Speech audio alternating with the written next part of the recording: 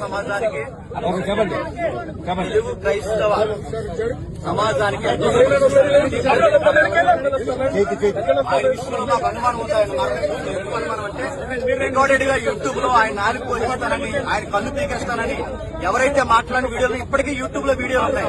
మధుర మొదలు ఎవరైతే ఉన్నారో నువ్వు ఎలా బతుకుతారో మేము చూస్తారని ఆయన డైరెక్ట్ వార్నింగ్ ఇచ్చారు. నెల క్రితం కూడా ఆయన ఏమన్నారంటే నాకు ప్రాణ సంఘటన ఉంది, నాకు ప్రాణ భయం ఉంది, నాకు ఆయనకి ఏదైతే ఉందో ఆయనకి ఇబ్బంది కలుగుతుందని ఆయన స్వయంగా ఆయన ఫేస్బుక్ ఐడీలో ఆయనే పోస్ట్ చేశారు.